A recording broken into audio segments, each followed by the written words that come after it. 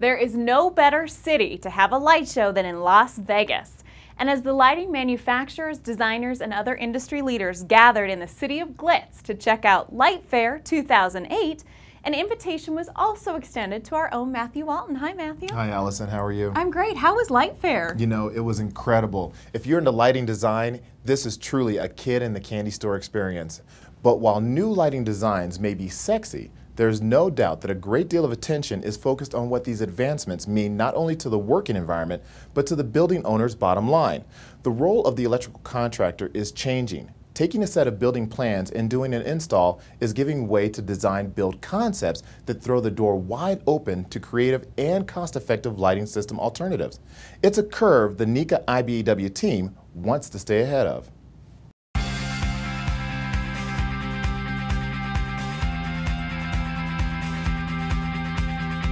Why is light important? You know, if all the lights went out right now, that's how important lighting is. Your emotions every day are controlled by lighting. Sunny day, you know, how do you feel? So you're building, you do this building, you want people to come in and love it. You spend a lot of money on this building. Lighting's extremely important. Lighting is important, and no group of people understands that better than the folks that took part in the 4 days of events, booths, and lectures. With over 17,000 attendees, 500 manufacturers, featuring over 1,500 exhibits. Here at the Las Vegas Convention Center, Light Fair 2008 has something for everyone.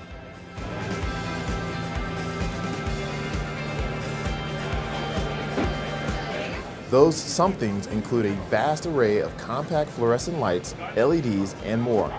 Fun applications are always thrown in, proving that lighting gurus have a sense of humor too. Leading the charge of new technologies is the quickly evolving LED technology, featured in a lot of the hottest new equipment just hitting the market. Pure Lighting's Wall Grazer is just one example. This is LED.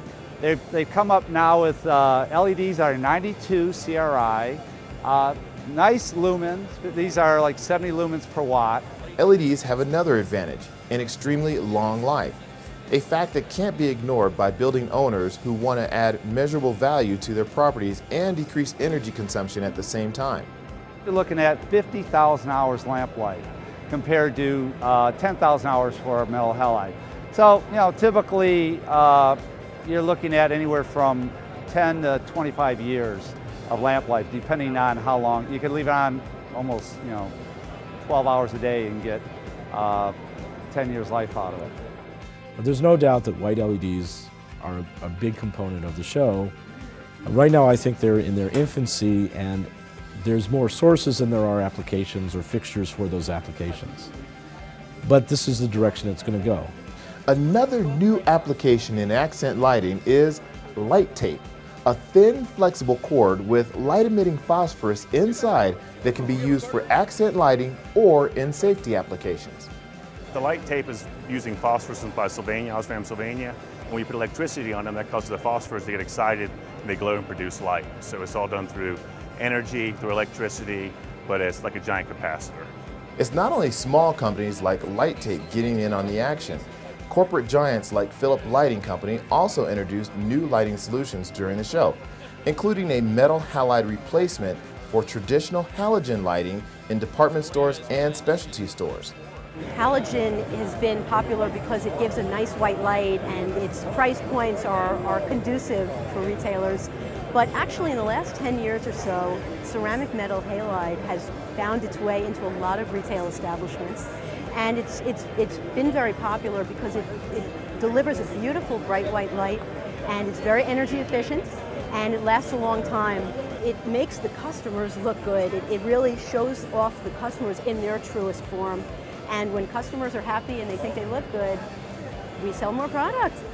Another concern for lighting designers and contractors is the environment, which is increasingly becoming an issue as builders and owners switch to higher efficiency lamps to save not only money on operating costs, but also to reduce their building's footprint on the natural world. Lithonia Lighting thinks that they have the solution in their Relight system. I can revitalize my space, I can get the energy savings, and it's good for the carbon footprint on the environment, and also we don't have all the disposal issue that you would have typically when you're pulling old fixtures out, because we all need to take care of our environment. Keith Ward, president of iLighting and spokesman for Enlighten America, an initiative by NECA that aims to reduce energy use and costs in existing buildings, said that the importance of a green education for contractors and builders cannot be overlooked. It's really about getting the story out to educate the market that there's energy-saving products and systems and solutions out there that will provide a very high return on investment for building owners, managers, etc. As a result of that, the values of their buildings increase, they save energy, their operational costs drop. So if you own a building and I can tell you that you can save 30 to 50% or have a 2-year payback to upgrade your lighting, improve your productivity, make your workforce happier, and at the same time increase the value of your building, that's not a long dialogue. We'll have that discussion and you'll want to know more. The building owners' concerns are at the forefront of the new technology. From the owner's point of view, it all boils down to value added, marketability, sustainability, and energy efficiency. But at least one person thinks that the banning of incandescent light bulbs by some states as part of this sustainability movement has limited the choices available to contractors and building owners. I personally think that, that this is our punishment as Americans, for ignoring the fact that we keep our lights on, that we don't pay attention to energy use, that our punishment is to take away our toy, which is incandescent lighting. So what role will contractors and workers play in the future of lighting?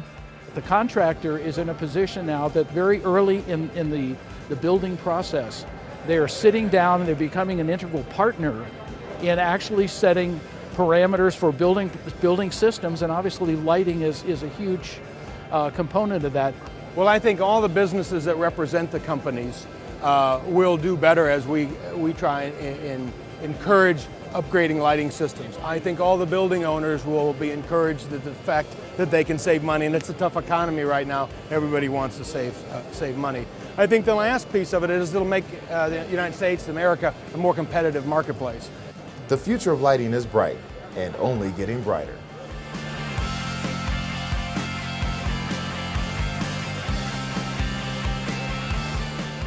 This show has been fabulous this year. We come to LightFair every year, and this is just the industry's annual forum, the largest one in North America. It is the place to showcase new technologies. All of our customers are here. Many influencers in the channel are here, and it is absolutely the place to be. You know, Allison, 70% of all energy used in this country is used to power buildings. Around 30% of the energy needs of every building is for lighting. So lighting is really a pretty big deal. I'll certainly say it is. Ignore lighting advancements at your own risk. Thanks, Matthew. We really appreciate it. Great story.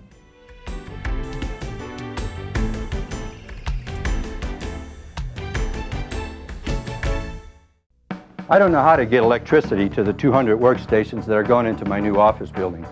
I don't know how to supply the power to the lighting, security, and fire systems that will be inside, much less how to program the computers that will operate them. I just know I need it done on time and on budget and by people who know what they're doing. I just know I need a NECA contractor in charge of the prints and IBEW electricians wearing the tools. The IBEW NECA team